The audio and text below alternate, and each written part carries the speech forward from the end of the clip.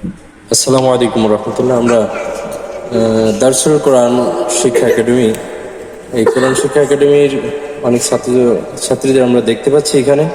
তো এখানে তেলাওয়াত কেমন শিক্ষা দেন হুজুর? আমরা একটা বাচ্চার মুখ থেকে আমরা একটু তেলাওয়াত শুনে আসি, দেখি।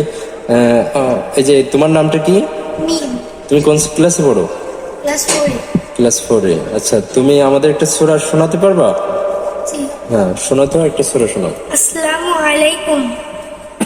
আউযু বিল্লাহি মিনাশ শাইতানির রাজিম।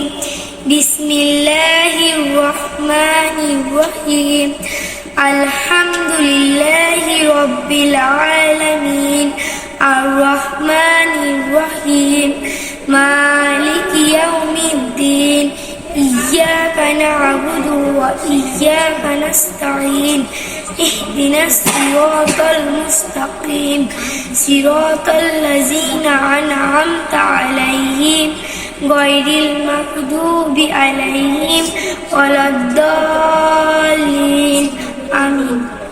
আমিন। মাশাআল্লাহ, অনেক সহি এবং সুন্দর করে। অনেকেই আছে 40-50 বছর 60 বছর বয়স, তারা কোরআনটা সূরা ফাতিহাটাও সঠিক করে পড়তে পারে না, সহি করে পড়তে পারে না। এই ছোট্ট বাচ্চা থেকে আমরা জানতে পারলাম যে এত ছোট্ট বয়সে তারা এরকম ভাবে প্রত্যেকটা সূরা, যে সূরাগুলো আমাদের নামাজে দরকার, আমাদের ইবাদতে দরকার, সেই সূরাগুলো সহি করে পড়া এবং কোরআন শরীফ সহি করে পড়া। আমরা তো রাসূলের মাধ্যমে জেনেছি, ওয়ারাতিলিল কোরআন তারতিলা, তোমরা তারতিল সহকারে সহি করে কোরআন তেলাওয়াত করো।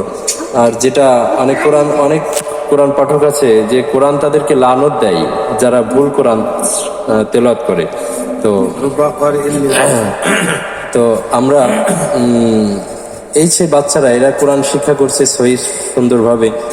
এমনিভাবে যদি আমরা প্রত্যেকেই আমাদের সন্তানগুলোকে, যারা সচেতন নাগরিক আছেন, আমরা যদি আমাদের সন্তানগুলোকে এমনিভাবে গড়ে তুলতাম, এই সন্তানগুলো একদিন বড় হয়ে কোরআন তারা পড়তো এবং পিতামাতার জন্য দোয়া করতো যে আমার পিতামাতা সচেতন ছিল, আমাদেরকে সেই শিক্ষা দিয়েছে।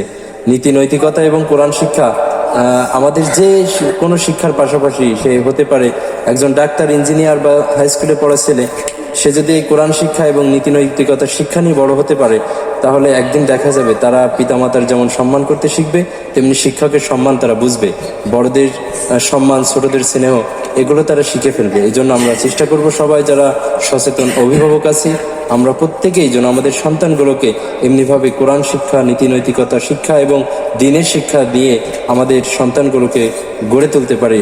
আল্লাহ আমাদের সেই তৌফিক দান করুক। আসসালামু আলাইকুম রহমতুল্লাহ।